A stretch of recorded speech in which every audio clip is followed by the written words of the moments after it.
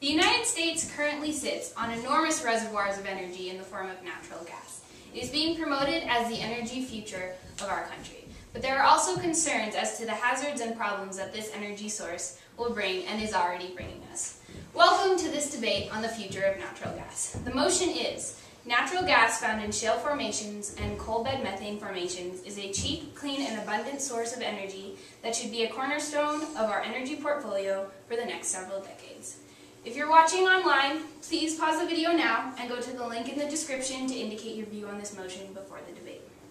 We're going to start with the opening statements on the side against the motion, starting with Shannon, who will be speaking on the financial costs of natural gas and how gas leaks change the desirability of this fuel.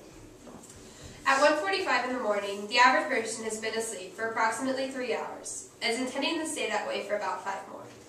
But for 2 local families on the night of July 9th, 2011, that was not the case. It was then that their duplex homes exploded, leaving one man severely injured. The most likely cause of this explosion was a propane or methane leak. Methane is the main component of natural gas, the natural gas that we use to generate electricity, heat our homes, and power our appliances. When methane leaks, there is little that can be done to detect it because methane is odorless. In its natural state, natural gas and its components, including methane, are odorless, tasteless, and colorless, with the potential for leaks everywhere. Even after an odorant is added to natural gas, the smell can be scrubbed out when the gas travels through pipelines over large distances. Natural gas could be leaking in our homes, and there is still a chance that we will be unable to detect it. The hazards caused by natural gas through leaking and explosions are not worth the short-term gains that come from using natural gas as a cornerstone for the U.S. energy portfolio. When natural gas is being analyzed to find whether or not it should be a cornerstone for our energy portfolio, the financial cost should be factored in. Currently, natural gas is the cheapest fossil fuel that is being used for energy production today. Because of the minimal cost of natural gas, people may gravitate towards using it. We have leaving us with more natural gas than must be drilled for. However, because natural gas is a fossil fuel, it is inevitable that we will run out of natural gas. To build natural gas in as a main factor in our energy portfolio is irresponsible because it is not a fuel source that is lasting. The cheaper the natural gas is, the more widespread its use may become, and the more likely that people might become careless with it. The more careless people may be, the more likely that leaks or other accidents, including in the drilling process, may occur. Methane is 72 times more potent at capturing heat in the atmosphere than carbon dioxide. When a leak occurs and methane is exposed, it is far worse than carbon dioxide as a reaction as a greenhouse gas in our atmosphere. Depending on a fuel source that is inexpensive like natural gas may increase the amount of natural gas used to generate electricity. When electricity or energy becomes less expensive, the likelihood that people will be careless is increased. The greater the need for cheap natural gas, the more likely the production of natural gas will be rushed and could also lead to more accidents and potential leaks. The buildup of natural gas as an energy source in the United States will cause unnecessary dangers and impacts. Thank you, Shannon. We'll now hear from Josh, who will be speaking about the United States energy independence. The U.S. has over 2,384 trillion cubic feet of natural gas in current reserves. This means the United States passes Saudi Arabia when comparing current production levels to the amount of oil Saudi Arabia produces every year. This is homegrown energy that supports our economy and helps make us energy independent, which in the long term helps our national security. With the use of new technology and regulation, natural gas has developed a clean energy method that's better for the environment than other forms of energy. I will be arguing natural gas should be used as long as it's done in a safe and responsible way. Thank you, Josh. We will now hear from Taylor, who will be talking about the environmental impacts of the emissions from natural gas. Natural gas production has skyrocketed 20% in the last 5 years. And by my research, I can definitely tell you that the growing role of natural gas in the U.S. energy mix hasn't come without any controversy. Natural gas development poses a variety of environmental risks. In addition to habitat disruption and impacts on local weather and air quality, one of the most significant concerns is the climate impacts resulting from fugitive methane emissions, that escape into the atmosphere from various points along the natural gas supply chain. Even though methane emissions account for only 1.1% in the U.S. emissions, it accounts for 8.5% globally. So that means that's 1.5% out of 8.5. That's a lot. The production of natural gas is 72 times more potent at capturing heat in the atmosphere than carbon dioxide over the first 20 years of contributing to the greenhouse effect. Methane gradually converts to carbon dioxide, so it's worse in the short term.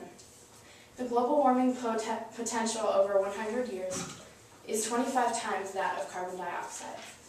Methane is also 25 times stronger than carbon dioxide over a 100-year time horizon and 72 times stronger over a 20-year horizon. Which means that if we continue to use natural gas, natural gas, because it is cheaper, we will end up using more and more of it, causing emissions to increase and have caught up with the amount of CO2 emissions that we already have now, along with CO2 emissions that will be increasing as well. The carbon dioxide now, along with the CO2 emissions that will be increasing as well, is not good for the environment whatsoever. The carbon dioxide burden is already so large, and its lifetime in the atmosphere is so long, that even if we switch completely to carbon-free electricity, it couldn't stop temperatures from rising over the next 100 years. Switching from coal to natural gas would not cut the warming effect in 100 years times by only 20%. While switching to renewable or nuclear energy, it wouldn't slash the warming effect at all. Even though the particulates of natural gas in the atmosphere are small and emits less greenhouse gases than coal and oil, the lesser of two evils does not help the future be prosperous or move towards a more healthy and sustainable energy source. We need to stop the abuse of natural gas before it gets worse. Thank you, Taylor. We will now go to Brooke, who will be speaking about the economic benefits and cleanliness of natural gas as our main fuel. Thank you. So first of all, I'd like to address that I would like to change our perspective of this more as a discussion and less of a debate. The first point I'd like to make is that natural gas is the cleanest energy source in terms of abundance. And in terms of economics, it offers 3.6 million jobs in the next 2 decades and over $5 trillion in capital investment along with oil. Being more reliant on natural gas can help us become more energy independent as a nation and rely less on foreign oils.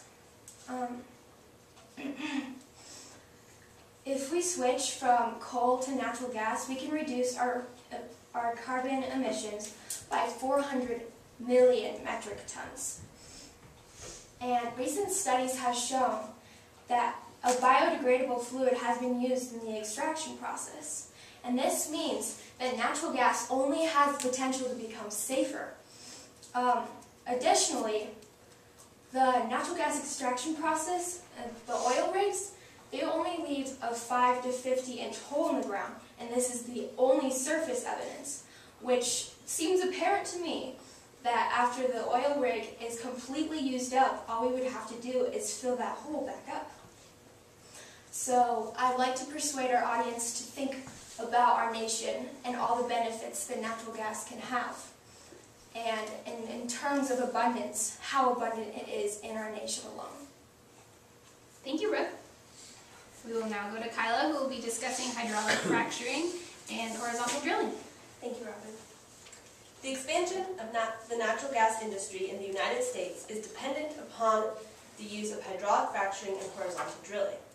However, the environmental degradation and health hazards posed to humans by both fracking and horizontal drilling far outweigh the potential benefits of the continuation of this type of natural gas drilling. The process of fracking uses extremely excessive amounts of water, millions of gallons of water for each well. And as of yet, there is no safe disposal plan for the wastewater created by fracking. In the Southwest, where water is already a precious resource, is it really reasonable that we are wasting millions of gallons of water on fracking and this water is becoming completely unusable to humans. Shouldn't we rather be conserving this water for our future generations? The disposal of wastewater after fracking is a major issue. It is often stored in surface ponds with the possibility of flooding, runover, and seepage into groundwater supplies is very real. Even if this contaminated water doesn't reach humans, it is a major source of water pollution and endangers wildlife and ecosystems. In other cases, the wastewater is injected back into the ground, where once again it has the possibility of seeping into groundwater supplies. Once this water is used for fracking and mixed with the proppants and fracking fluids, it can no longer be evaporated and incorporated into the water cycle and is forever useless to humans. Along with the millions of gallons of water that are injected under intense pressure into the earth during fracking are fracking fluids. These fracking fluids contain chemicals that often have unknown toxicity levels and pose a serious danger to any humans that come in contact with them. For example, in Durango, there was an ER nurse that came in contact with fracking fluids after treating a gas drilling worker, and she became seriously ill. If the lives of our neighbors, children, and friends are in jeopardy because of this insatiable need for more energy and the risks that come with that, such as water contamination and exposure to fracking fluids, we must realize that natural gas, however abundant it may be, should not become a cornerstone in the United States' energy portfolio for the next several decades. Thank you, Kyla. We'll now go to Bree, who will be discussing the economic boost and energy independence that natural gas gives our country. The natural gas industry is starting to become very large in the United States, and now the debate is whether to keep extracting it or not. Naturalgas.org has given us the information that, quote, natural gas industry currently employs nearly 3 million Americans and provides a huge economic boost to the American economy. Although we do extract our own gas and oil, we do still rely quite a bit on foreign importation. If we continue using natural gas, we can boost our economy, make jobs for our citizens, and move to become our own independent country. To boost our economy, we can use natural gas for more resources. For example, the New York Times says that in the next 10 years, cars and trucks will be using natural gas more instead of diesel. This also helps to scale back the need for foreign oil and allows us to use homegrown energy. By creating more jobs, we can make more capital investments. For example, Global Insights recalls that oil and natural gas will add 3.6 million new jobs in the next 2 decades and over $5 trillion in capital investments. More jobs means more money in the long run, and more money leads to country independence. Naturalgas.org also gave us the statistics that natural gas gives more jobs than other energy industries. Natural gas employs almost 4 times more people than coal, 5 times more than nuclear, 5 times larger than solar, and 8 times larger than wind industries. As of right now, the Potential Gas Committee, PGC, claims that the U.S. has approximately 2,400 cubic feet of natural gas in gas reserves. This is a 22 increase since 2010. This is not counting the countless amount of natural gas being extracted every day. We already are on our way to becoming our own independent country with the production and export of oil. According to the International Energy Agency, the U.S. will pass Saudi Arabia in 2020 in oil exports, making us the world's largest oil-producing country. If we add natural gas into the picture, we could get out of debt, say goodbye to the reliance of foreign importations, and our unemployment rates will drop drastically. I will be arguing that natural gas should be used due to the benefits given to the U.S. Thank you, Bree. That concludes the opening statement portion of this debate. I'm now going to open it to questions from the floor as well as questions from the debaters. So who'd like to begin? I can start. I have a question for you, Bree. You were referencing your statistics about how natural gas has 5 times more jobs than solar, I believe, and I'm curious as to whether that statistic is total or per unit of energy. I believe it's over total. Kyla, I wanted to address something. You were talking about groundwater contamination, and I understand that that's really important to realize that that is a factor. But if we switch to a biodegradable fluid, isn't the potential benefits of natural gas, would you agree that that would outweigh the harmful effects if we actually switch to this biodegradable fluid? I'm not sure I know what biodegradable fluid you're talking about. But either way, I think that the amount of water used for fracking and horizontal drilling, that amount of water that is depleting our clean water resources far outweighs the potential benefits of continued drilling. I have a question for that, or I guess just to comment on that. We have resources to clean the water, so I don't believe that. I am curious how you think that that's wasting our water. Well, when it's injected back into deep wells, there's no, like, they're not going to bring that water back out and clean it. It's injected back into wells where there's the danger of it seeping into groundwater supplies, or if it's stored in ponds, they're not cleaning that water. It's just millions of gallons of water that have been contaminated and are just sitting there and posing a potential hazard to humans and other ecosystems. I'd like to bring out a point, though, that groundwater, the fastest flowing groundwater only flows a few feet per day. And so this potential of contaminating our groundwater supplies is very minimal. And from my research, there's not really sufficient evidence that proves that it actually has contaminated water. Unless you have more evidence. For contamination, actually, no, I am mostly concerned about the amount of water.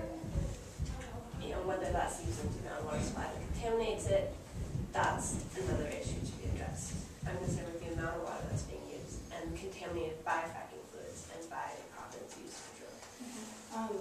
You had mentioned that it is cheaper, natural gas, and I agree with you, it is cheaper. But because it's cheaper, don't you believe that it will be used more, causing the risks to skyrocket and maybe have a lot more problems with fracking and horizontal drilling? With that, they've been working on this ever since they've started it, working on the safety, and right now any job, whether it is working in a school to working on drilling natural gas, their job is completely safe. Do you think it's safe if they're working on it as they do it? Like on the safety, like they're working on making it safer as they're already doing it?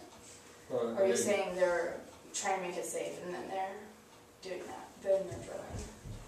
I don't think I understand. Well, there's always continuous new updated regulation. You have to have a permit just to get a rig out there, and there's always new technology that's looking at the threats that could go into our groundwater. And that's trying to reduce the amount of water we use, but it's still new technology. Thank you, Josh. I would like to challenge Bree's comment that it's as safe as working in the school. Several months ago in the local area, there was an explosion at a natural gas well where a man died because he was exploded in pieces so small his family had nothing to bury. I would say that's not as safe as working in a school. And that's something that you risk because he was simply running maintenance on a well. So I'd like to now take a question from our audience. I believe Tucker had a question. Yeah, so this is mostly directed at Kyla, but I guess it's for everyone. And so Kyla, you mentioned that millions of gallons of water are used. I'm not sure if that was a per day, per year, or per figure or what, but millions of gallons of water being injected in the ground, mixed with all these nasty chemicals and sort of sequestered down there. And just a million gallons of water doesn't really mean much out of context. Okay. So, for comparison, do you know how much water, like, a Durango-sized city would use? Yeah, actually, I do have some statistics here. In 2010, the Environmental Protection Agency estimated that 70 to 140 billion gallons of water are used to fracture 35,000 wells in the U.S. Okay. This amount of water is approximately the annual water consumption to 40 cities with a population of about 50,000. Okay, that's annual. All right, interesting. Okay.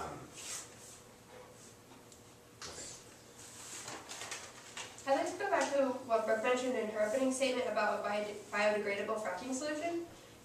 Can you elaborate on what that is? Josh, because you pulled out this statistic, would you like to elaborate on it? It's just kind of just working on, kind of mitigates the threat that could, that the solution poses to the groundwater supply. But do you know what's in it? Have you found that research? Has it actually been used? I haven't really found it. It's probably because a lot of fracking companies don't really publish the fluids they use because of Due to competition. the competition. I have a question for Taylor. You talked about the threats to global warming from natural gas, but you also talked about like clean energy and how that will reduce the amount of global warming. What is your, are you arguing we should stay on the current path of our current energy? What is your plan? How would? Well, my research has told me that in the long run, in the short term, natural gas may be good, like economically, and may seem potentially better for environment, but in the long run, it is worse because methane is way stronger than carbon dioxide, and the more we use it because it's cheaper, the more impact it will have on our environment. Do you have a different solution to do rather than natural gas?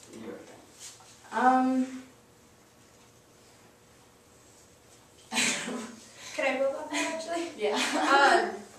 I'm not against natural gas. I just don't think that based on emotion that we should be in support of the motion. The motion is that it should be a cornerstone of our energy portfolio, as in it should be built up and it should become this strong basis for us. I don't believe that is the correct way to approach it because it's a fossil fuel and we will run out of it. I think that instead of building it up, I think we could continue to meet the needs of our society today and spend some money on natural gas. But I think we could also redirect some money towards looking at other renewables, looking at other potential energy sources that could be more lasting and could do less damage to the environment. So do you believe that, like, what about, like, we need to use the natural gas, we need to build it up until we find those other things? I think we should continue using it to the point where we can sustain our society and its energy needs, but I think money past that point should not be spent drilling for more natural gas and creating this large reserve stock of it when we can be using that money to look for a healthier solution for the environment for future generations. So to clarify, you are arguing that it should be used as a transition energy, but that it should not be built up to levels more than it is being used right now? Yes. So I have a question you might not be able to answer, but if we actually use natural gas as a transition energy, what are you supposed to do with all the extra natural gas, if it could actually help improve our economy and help us become more independent as a nation?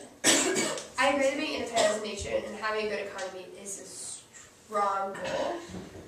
But at the same time, the economy is going to change throughout people's lifetime, whether or not natural gas is involved. The stock market will crash, different products will be invented, people will invest in those, they'll find new gold mines. There are other factors to the economy, whereas energy production and natural gas is a huge impact on the environment. The economy can be turned around. The economy can be fixed when it's struggling and when it's down. But the environment, there's little we can do once the damage has already occurred. Yes, and I absolutely agree with what you're saying.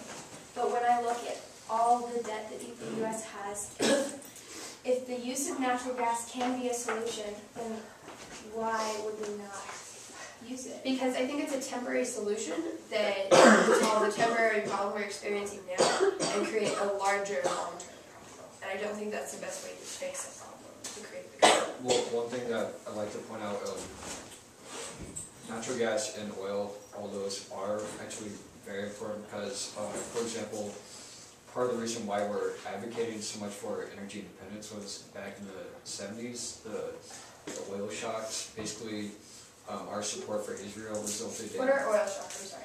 It was basically where we were running low on the amount of oil that we had here, and so it created a national crisis.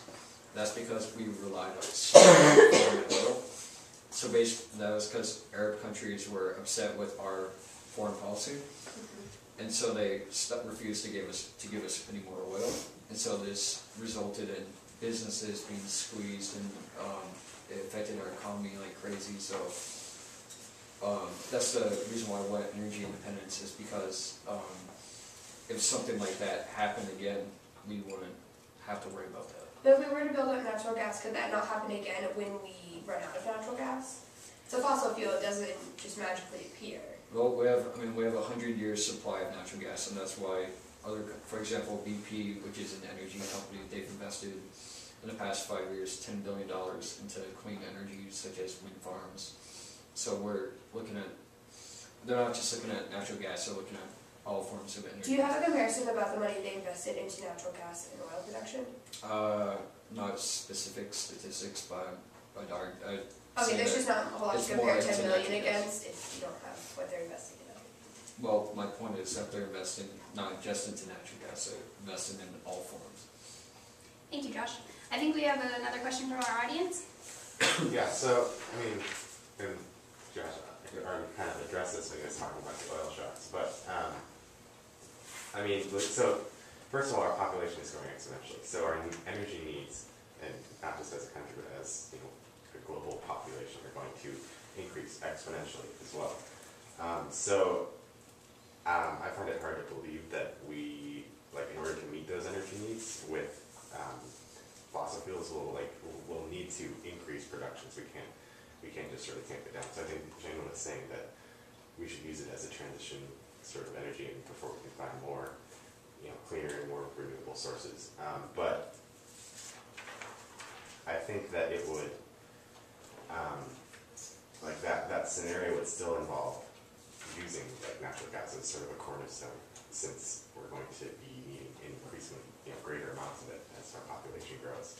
And also, like, really energy plays a very central role in pretty much everything that goes on in an economy. It's how we transport goods, it's how we grow food, it's how we power our homes. So it's, you know, it's very critical to the functioning of our society and our economy. So I mean, you know, there's a lot of talk about like benefits outweighing costs, and you guys have really dissected the costs, but I haven't heard a lot of talk about the benefits, which might be, I don't know, underestimated. The benefits of continuing natural gas. The benefits of producing energy, I guess, in the first place. The benefits of not just energy independence, but having energy in the first place. It sort of like, you know, contributes, I guess. Alright. I mean, we talked about it creating almost, I mean, right now it makes up a large amount of jobs. I mean, it's increasing, as of 2012, natural gas made up 25% of our total energy. It's, over the next 2 decades, it's estimated, I believe, $5 trillion in new capital investment, so it's really going to bring a lot of economic growth, and post-2009 recession, it's almost made up 1% of the growth. So that's a large part of the, in the economy, the oil and gas industry is growing. So. That's what I wanted to address to Shannon. Yeah, it does have environmental effects, but what about our high and still rising unemployment rates at the moment, bringing no money in and our economic boost needing? I agree, and I feel like that's a very legitimate issue, but I also feel like that's looking at a very, this is my life, like I need a job, this, like I'm okay with this because of that, and I feel like it's looking at a much smaller picture than I think is necessary on this issue. I think we need to look at the large picture. I think we need to consider the fact that the way we are heading, the environment will not be in a stable, healthy place when our grandkids or our great-grandkids live on this earth. And I think that that's something that we need to think about, because I think it doesn't come up a lot in everyday life, because the more pressing issue is unemployment, the fact that we need these jobs, and then we need the economical boost. but I think there's a much larger picture that should be looked at. But Shannon, what are you recommending for increase in energy use if we are not increasing natural gas? Do you recommend that we continue using coal, which is almost twice as polluting? I don't think that we should use coal, and I realize that we'll need to continue production for natural gas right now, but we do have huge reserves that we can use that will help cover, as Tucker said, the increasing need for energy, and that will help us transition to a healthier alternative. We have huge reserves of natural gas, you say? Yes. Yeah, so that we'd have to extract that. So now are you arguing for it? What are you saying? I don't have specific information, but I was under the impression that the United States has reserves of natural gas that's already drilled for, and it's already been produced. Okay, so if we don't use coal, we don't use fossil fuel, we don't use regular oil, we don't use natural gas, What are we going to use? wind and solar, wind and solar is good, but I was that's only like 10% of the total U.S. energy. I was under the impression What that about the U.S. already has drilled for natural gas that they have in reserve. They do, but you can't just, this was part of my research in the beginning, you don't just put the natural gas that comes out of the ground into pipes and send it off. It goes through a process to get the other chemicals out of it, propane and things of that such, and they are all taken, so from the wells it's taken to a central plant. That central plant are taken to the separators and separating all the different chemicals, and they're sent off from that. And after they've extracted all that, then it can be got to consumers. Thank you, Bree. I'm going to cut us off there because that's the end of our open debate, and I'm going to leave 3 minutes for the teens to have a recess and discuss before we have our closing statements. All right, we'll now hear the closing statement from Shannon. Natural gas has a lot of pros and cons. It emits far less pollutants than other fossil fuels. Natural gas can be used to generate electricity at a changing rate, which means that it can be ramped up or held back and used to meet only peak needs of electricity. Natural gas is less expensive than other types of fossil fuels and energy sources. But in the use of natural gas, we risk too much. The difficulty of detecting the natural gas leaks and the leaks already drilled natural gas are too high. What if not enough odorant is added? What if natural gas leaks from a drilling operation? And some of the things that may seem like benefits right now could actually be dangerous to us in the future. If natural gas is less expensive than other energy, won't it lead to an increased use of it? To reiterate, a component of natural gas is methane, which can cause more of an impact to the amount of heat captured in the atmosphere. Also, if natural gas becomes a cornerstone of the United States energy portfolio, does it not seem likely that since this energy source is cheaper, people might use more energy because they can afford more, thus leaving us in a worse state of dependence on fossil fuels and in need of more energy? Thank you, Shannon. We'll now hear the closing statement from Josh. Right. As I said in my opening statement, this clean energy source is what will lead our country into the future of energy. In 2012 alone, natural gas made up almost 25% of our nation's total energy. Natural gas brings lots of potential for our country and for the future of our energy supply. The final point I'd like to address is that natural gas companies have recently developed the CO2 methane extraction, which brings methane out of the natural gas, which results in it not impacting the environment. Thank you, Josh. I will now go to Taylor for her closing statement. I have to admit there are many reasons why one would like natural gas, but cheaper and less gas emissions isn't going to cut it anymore. As I said before, switching 100% to natural gas will help little to none with the climate change and issues on global warming. Methane emissions may be smaller, but they are stronger. The fact that natural gas will save money doesn't matter when it comes to the protection of our atmosphere. We need to find a more efficient way of dealing with this because the lesser of two evils does not help our future prosper or move forward to a more healthy and sustainable energy resource. It may seem okay in the short term, but in the long run, it will do nothing but increase climate change and impact our environment negatively. We need to end this abuse of natural gas, not just for us, but for future generations. Thank you. Thank you, Taylor. We'll now go to Brooke for her closing statement. So, I'd like to point out that you, my highly esteemed opponents, have excellent points. But I would like to remind our audience that because of our predicament in the U.S., using natural gas is actually an economically sound idea. Not only because of the trillions of dollars in capital investment, but because of the millions of jobs as well. And I'd like to also remind my audience that the footprint of natural gas is only 5 to 50 inches because of the hole.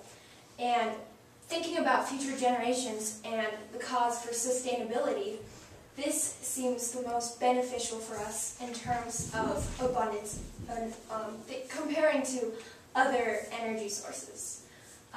Also, I would like to additionally add that if we use more natural gas, I wanted to remind our audience that it helps us become more energy independent as a nation. And that is all. Thank you, Brooke. We'll now go to Kyla for her closing statement. Thank you, Father. As I stated at the beginning of the debate, the environmental degradation and health hazards posed to humans by horizontal drilling and fracking far outweigh the potential benefits of expanding the natural gas industry. Although, as my opponents have stated, natural gas and fracking have allowed for less expensive energy source and for more independence on the energy front, we would be much better off further developing renewable energy sources as they pose a much lesser risk to humans and the environment. Natural gas is a fossil fuel, and as my teammates have stated, will eventually be depleted. If the United States is to build a strong energy portfolio, we must look beyond just the next several decades into the next several generations. What energy sources are most likely to be used by our great-great-grandchildren? Most likely it will not be natural gas. If we are to ensure that future generations are to have clean water, a clean environment, and energy security, we must stop drilling for natural gas using such harmful techniques as fracking and horizontal drilling and focus on renewable energy. Thank you. Thank you, Kyla. We'll now go to Bree for her closing statement. As I mentioned before, we need to produce more natural gas due to the benefits given to the United States. Yes, it has risks, but everything has risks. We would be dropping our unemployment rates, giving us an economic boost. This leads to the decreasing of our reliance with foreign countries, giving us a more financially secure country.